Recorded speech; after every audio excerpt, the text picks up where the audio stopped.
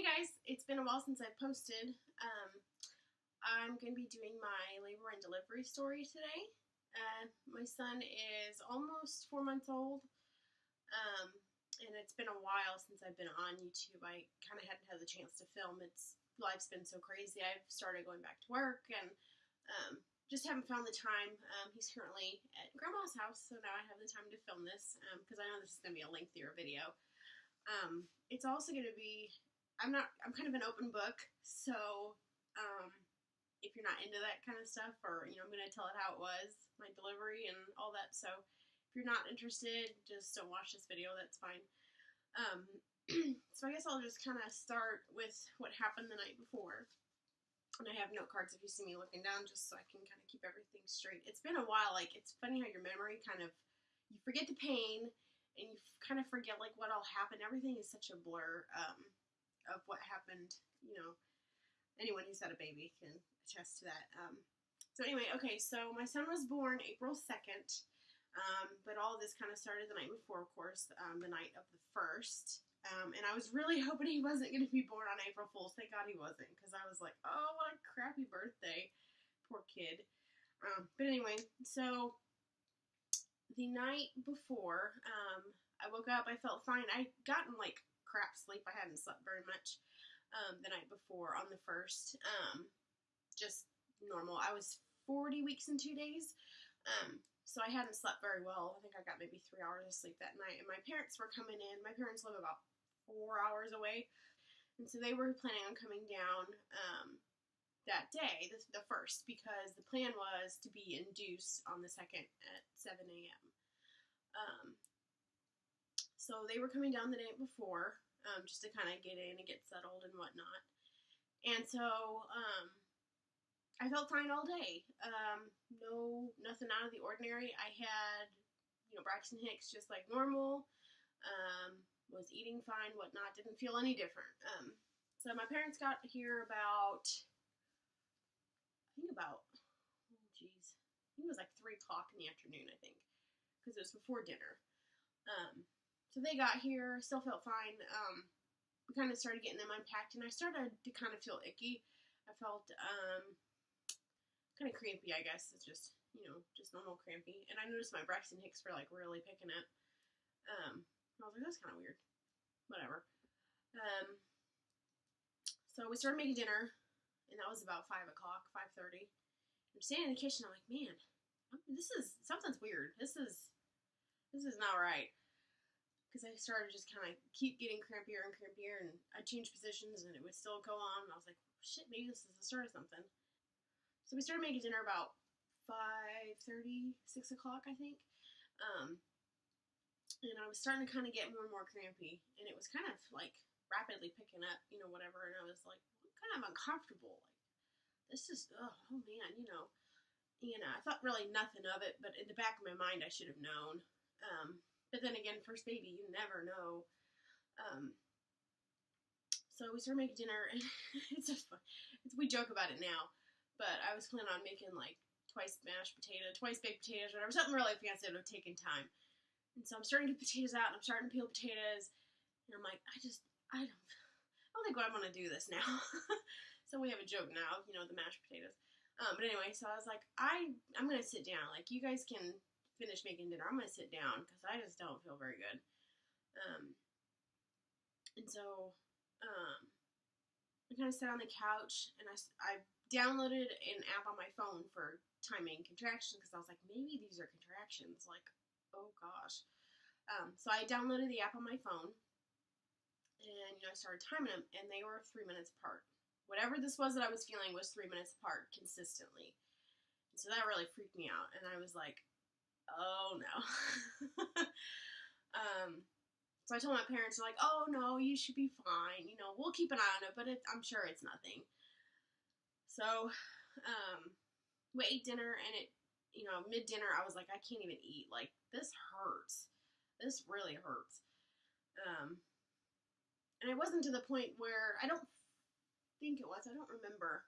I don't think I was, leaning on the counter or anything at that point, where you can, But anyway, I was really uncomfortable. So I think about 7 o'clock comes around, 7:30, and I was like, well, let's just go in, because I had no inclining that my water was gonna break or anything. Like, I just wasn't sure, and I was kind of starting to freak myself out. I think more than anything is I feel bad going in the first place. But anyway, so we went in. I went in to get checked, and we get there. I walk in, I do triage and all that kind of stuff. They get me back into a room, check me, hook me up all the monitors and whatnot. Check me, and I'm at a 1, which I had been at for probably the last week or 2 almost. So I was the same as what I had been at my last doctor's appointment. So I was like, well, dang it, maybe this isn't anything. I don't know. So they hooked me up to the monitors, like I said, and they confirmed that I was having contractions. So at that point was like, oh God, this is the start of it. But yeah, they weren't anything large. It was where they could, watch them and whatnot. And I'd had irritable uterus, and I kind of had a complicated, somewhat pregnancy. So they weren't really concerned. So they said, we'll keep you an hour. We'll see if you progress any, and if you do, we'll keep you. If not, we'll send you home. And my husband came with me, and of course my family had drove up there too, thinking, this was it. Unfortunately, it wasn't. But they drove up there, and they had to wait in the waiting room, and I felt so bad. But anyway, so they kept me there for an hour and rechecked me, and I was still at a 1. So I was irritated because I was scheduled to come back less than 12 hours later. I was supposed to come back at 6 a.m. to be induced the next morning. And so this is, 9 o'clock at night. So I was kind of irritated they didn't keep me, and so was my husband. My husband was like, can't they just keep her? And they're like, oh, we don't have any beds, blah, blah, blah. So okay. So we get packed up. We're going to go back home. And she's like, I'll probably see you tonight. I'm sure you'll get home and your water will break, and you'll come right back. And I'm thinking, well, yeah, I hope so. So pack up, get home. Drive home was awful. I really started feeling on the drive home. I don't know why, but the car ride really messed me up. So I get home. Everybody gets home. My parents drive back home. Granted, it's only like a 15-minute drive to the hospital, but still, I was like, well, dang it, they came for nothing. So go home, and I take a shower, and I'm kind of just in there, leaning up on the shower, and nothing's helping. I'm still in a little bit of pain. A little bit, meaning, for me, I was like freaking out, thinking, oh my God, this is awful. Little did I know. So I remember laying on the floor, and my parents put on the Food Channel to try to distract me because it's my favorite, and I wanted nothing to do with it. I was on the floor with a pillow over my head, just kind of tossing and turning, trying to distract myself. They were trying to, give me to drink some water and eat some food, and I was just like, I just leave me. Just don't leave my side, but don't touch me. Don't talk to me. Because I was really hurting. And I was like, I kept thinking, I was like, would my water just please break? Please. Because I just want to go back. Like, I really just wanted to go back and be in that space where I knew I was where I needed to be. Because, just the anxiety, I guess, of it, just not knowing, was this it? I think that was what was driving me the worst crazy was, is this it or is this not it? Because they sent me home telling me this isn't it, and it feels like it is. So then that progresses, and it just keeps getting worse and worse and worse. And I'm still timing them, and they're still 3 minutes apart, just straight across the board, just consistently 3 minutes apart, a minute, 45 seconds to a minute long, and just intensifying. I remember I kept thinking I had to go to the bathroom, and I kept feeling like I had to go to the bathroom. And so every time I'd get up, and it was weird because I would get up, and that walk to the bathroom was excruciating. And I remember sitting on the toilet and that being excruciating. Like, I don't know what it was about that was so painful. I guess just the repositioning from laying down to standing up. I don't know, but it was intense pressure and intense pain. And I remember I just kept going back and forth to the bathroom because I kept feeling like maybe if I just take a poop, I will be fine. And this will all be over and I can get some sleep. Well, that never happened.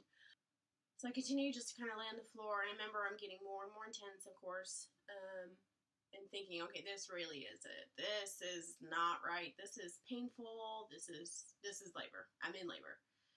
And thinking, okay, how much worse is this going to get? Like, I remember thinking, okay, this has got to be like, and I guess I should have gone in earlier too, but I was afraid. So I left at 10 p.m. from being checked the first time. And so I remember asking my husband, like, what time is it?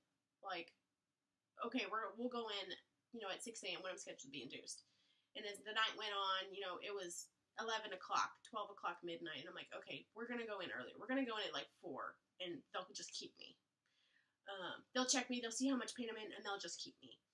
And so then I kept like, telling him, I was like, okay, we're going to go in earlier and earlier. Because I wasn't getting any sleep. He was trying to rest because he was tired. Because he works night shift, so he'd been up. I can't even remember how long at this point he'd been up. So he stayed up with me, and I remember trying everything I could to alleviate the pain.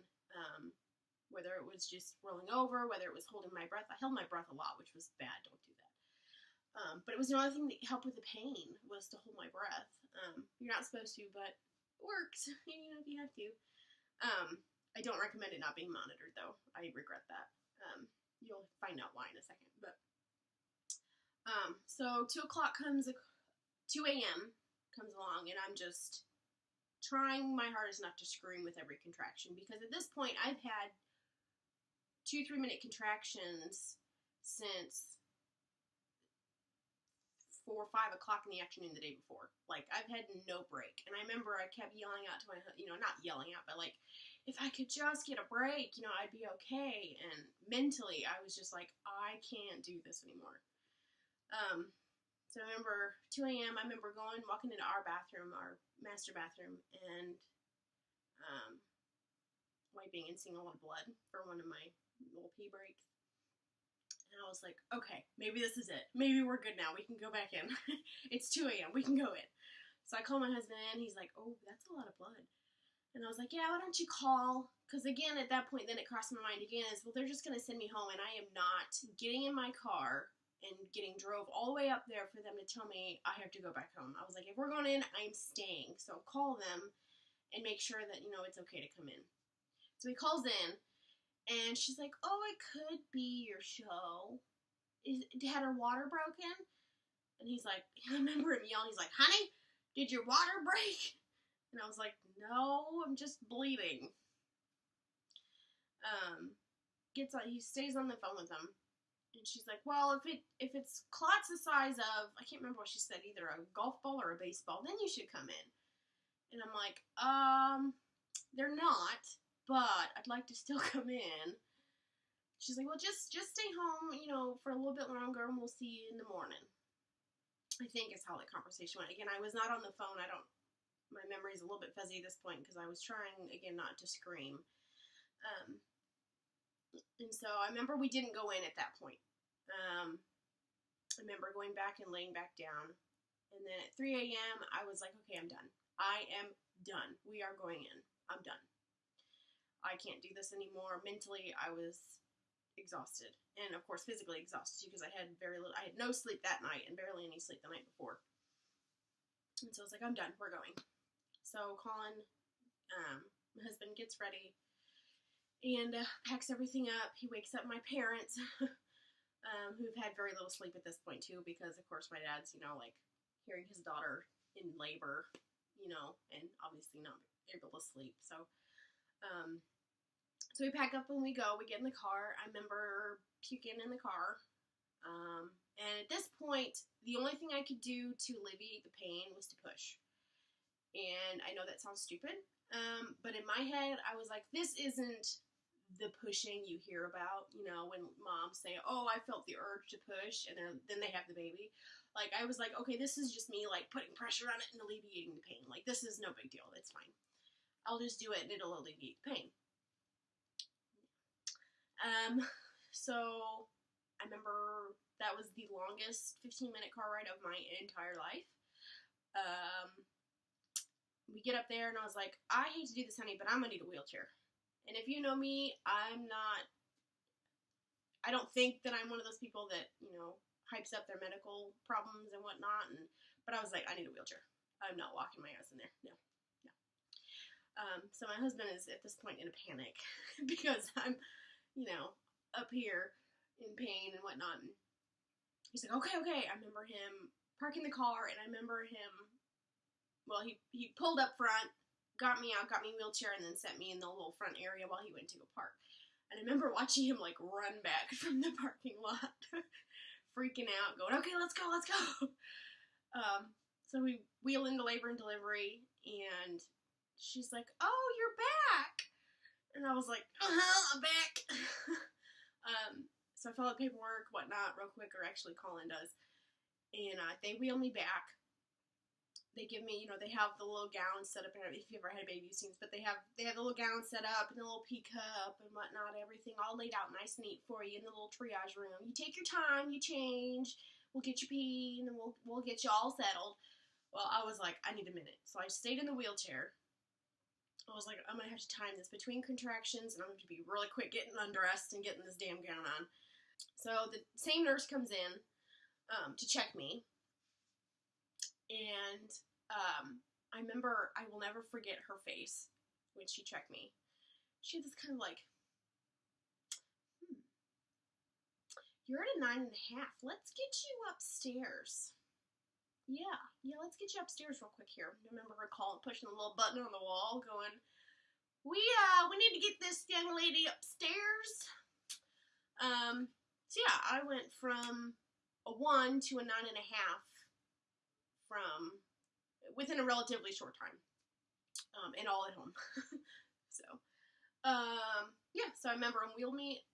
They got me on the bed. They put those rails up real quick, and they just wheeled me right out. Took me down the hall, and as soon as I got in that room, it was chaos. I work in healthcare, and so to me, it felt like a code blue, which is when someone is dying. Because like 50,000 nurses came in and was like, all right, we need an IV, we need nasal cannula, we need fluids, we need everything right now. So yeah, it was like, literally, I think there was at least 7 or 8 nurses in there all at once, going, okay, what's the situation? 9.5, really? Okay. So they stick me, luckily, thank God they get an IV. I'm very hard to stick. Get an IV, get me fluids going, and at this point I'm asking, like, can I get an epidural? And they're like, oh, honey, no, you don't have time. And I was like, oh, okay, and then I just started crying. Because that was my biggest fear, was I'm going to feel everything. Throughout my entire pregnancy, that was my whole fear, was just that I was going to get to this point and not be able to get one, and that's what happened. So anyway, all the nurses rush in, they ask me 5,000 questions, get everything stood away, and then the OB comes in, who's not my OB, which is fine, because I actually wound up switching to her.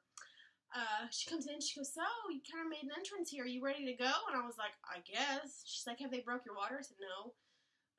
So she goes in, she's like, okay, well, let's break your water. By this point, it's, let me check my notes here. I got to Labor and Delivery at 3:30 in the morning, and still pushing to alleviate the pain, mind you, and they noticed this, too, when I was laying in there. And she's like, don't push. And I was like, I'm not doing the pushing. She goes, no, you are. Don't push. I was like, oh, okay. I was trying everything I could not to. Yeah, so they checked me in.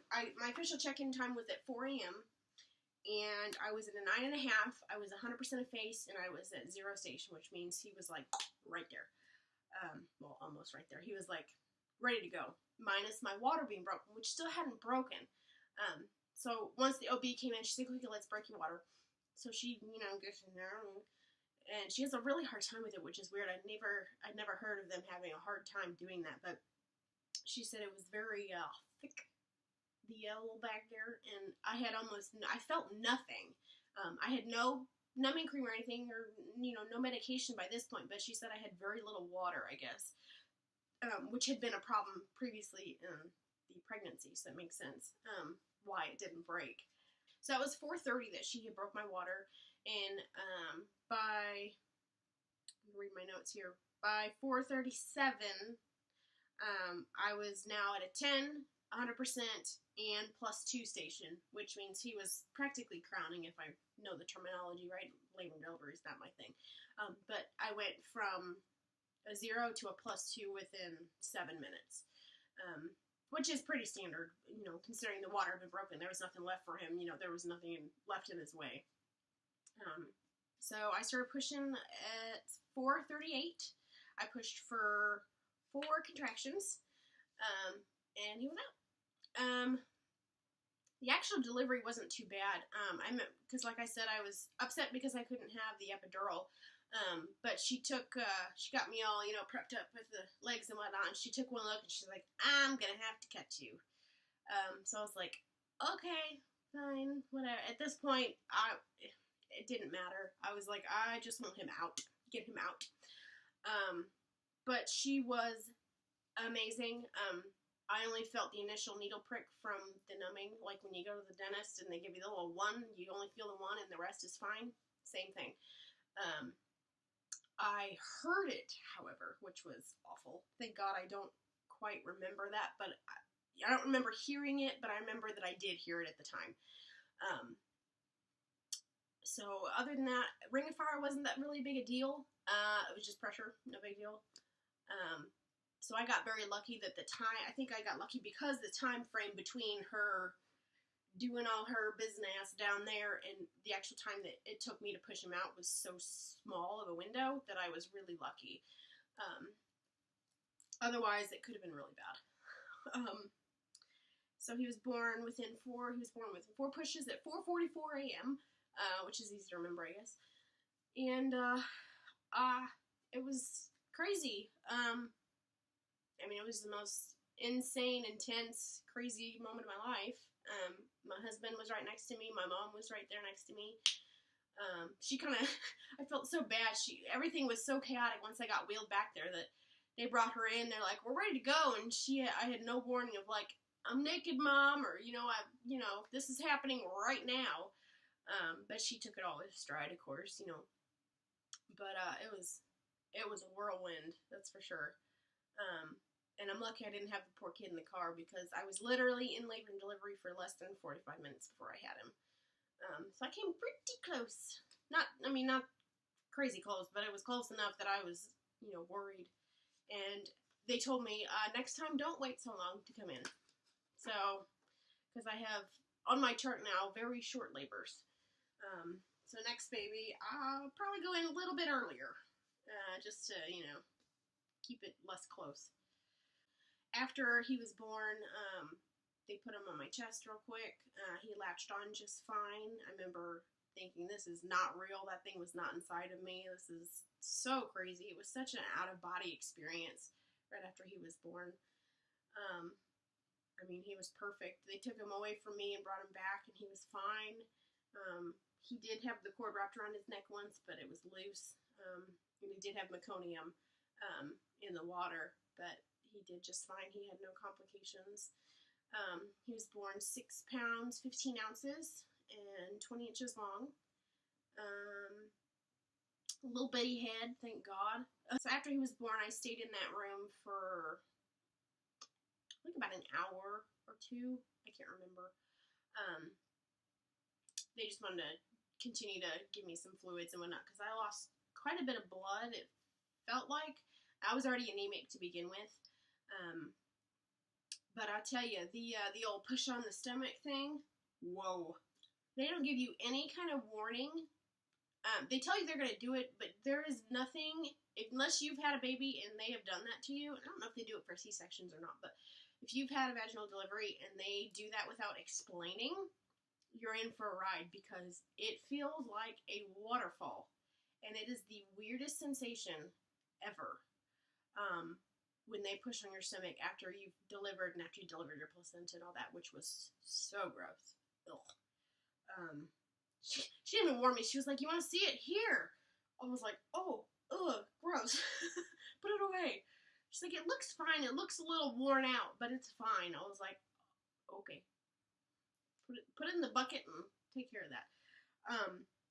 But no, the pushing on the belly thing. She was like, okay, I'm just gonna massage your belly, and I knew it was gonna hurt because I've watched stories like this on YouTube, and they say, oh, it's awful. It is, but the gush, you can't. There's nothing like it. It's weird, especially for those first few, because I have to do it like every 15 minutes, I think, for the first couple hours. Yeah, that first one, oh my, it was very, very weird. I mean, I felt like I peed a gallon of blood just everywhere. And it continues to do that. It slows down eventually, but those first few are a doozy. They also walked me to the bathroom about an hour after he was born, and that was fun. I thought for sure I was just gonna leave like a trail of blood, but I didn't. It was, they gave me an ice pack and a pad, and I just kind of held it up there and waddled over to the bathroom. And at first, pee wasn't bad. It didn't burn or nothing. I think because I still had the medication in my system. They let my family come in and meet him shortly after he was born. That was a special moment I'll never forget. The look on my dad's face is awesome. First few nights were fun. My poor husband was so sleep deprived. He slept, I don't even know how long he slept on that poor awful couch. But I stayed up. It's mommy high, I guess. I stayed up, I think, the next 3 days straight, just without almost any sleep. I was just so in love with him. They took labs in the morning, and I almost needed a blood transfusion. I was really, they usually transfuse in the hospital when you're at an 8 of a hemoglobin, and I was at 8.3. But I would have refused blood anyway. I'm kind of weird like that, but I'm usually anemic. But that first shower, I took my first shower the next morning because I was up and about the morning of delivery. By 8 or 9, I was up and I wanted to take a shower and whatnot. And I remember in the middle of the shower, I was like, oh, I don't feel good. I must have lost quite a bit of blood because I remember getting pretty dizzy. But other than that, it was fine. I had 5 billion people come in between the nurses, the doctors checking me, the doctors checking him. He had his circumcision that next day. The lactation consultants, the photographer who wanted $300 for pictures, everybody coming in. I had to sign. It was like I was buying a house again. I had to sign everything and his birth certificate and whatnot. And it's something that they don't tell you when you have a baby. It's just how much also happens after, too. It's something I wasn't prepared for, but it's all part of the deal. And then, of course, getting the car seat checked and taking him home. I went home the 3rd. Yeah, I went home the morning of the 3rd. He came in, he's like, you look fine, you want to go home? And I was like, yeah. So he's like, all right, see ya. Anyway, that is the story for the delivery and labor of my son, who's 4 months old now. I'll be doing an update on him here soon, probably when he hits 4 months. I'll do an update because I haven't done any updates on him at all on this channel yet. So if you have any questions, feel free to comment below, and don't forget to like and subscribe if you want. If not, it's really not that big a deal. I'm doing this for you guys, but also for me. When I have another baby, I can look back on this and try to remember and just recollect on it from memory. So, thanks guys. I'll see you in the next one.